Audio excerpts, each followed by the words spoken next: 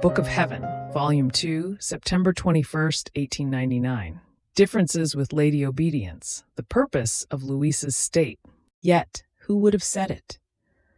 In spite of the fact that the wrong is hers, for she does not give me the capacity to be able to manifest it, Miss Obedience took offense and began to act like a cruel tyrant, and she reached such cruelty as to take away from me the sight of my loving now and good, my sole and only comfort.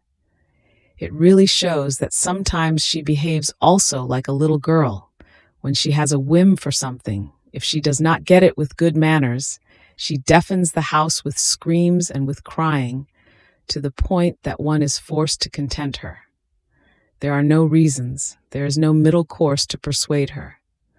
So Lady Obedience does. Bravo! I would not have thought you were like this. Since she wants to get her own way, she wants me, even stammering, to write about charity. Oh, holy God, you yourself, make her a little bit more reasonable, for it really shows that one cannot go on in this way. And you, O Obedience, give me back my sweet Jesus. Don't cut me to the quick any more. I pray you not to take the sight of my highest good away from me any more. And I promise you that, even stammering, I will write as you want.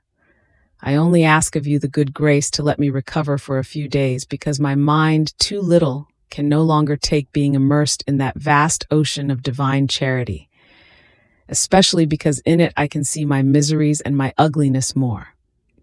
And in seeing the love that God has for me, I feel I am almost going mad. And so my weak nature feels faint and can take no more. But in the meantime, I will occupy myself with writing about other things, to then continue with charity. I resume my poor speaking. While my mind was occupied with the things already said, I kept thinking to myself, what would be the purpose of writing this if I myself did not practice what I write? This writing would certainly be my condemnation. While I was thinking of this, blessed Jesus came and told me, "This writing will serve to make known who the one is that speaks to you and occupies your person. And then, if it does not serve you, my light will serve others, who will read what I make you write."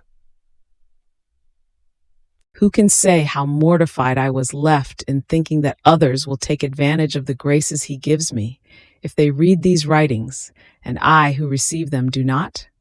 Will they not condemn me? And then, at the mere thought that they will end up in the hands of others, my heart aches with pain and with blushing for myself. Now, remaining in greatest affliction, I kept repeating, what is the purpose of my state, if it will serve as condemnation? And my most loving Jesus, coming back, told me, "My life was necessary for the salvation of the peoples, and since I could not continue it on earth, I choose whomever I please in order to continue it within them, so as to carry on salvation in the peoples. Here is the purpose of your state."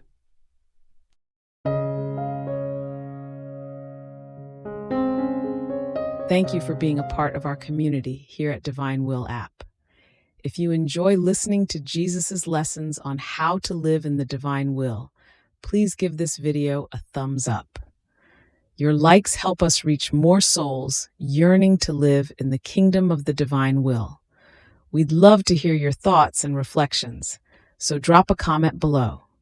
Your insights not only enrich our community, but also inspire others on their spiritual journey. And don't forget to subscribe to our channel.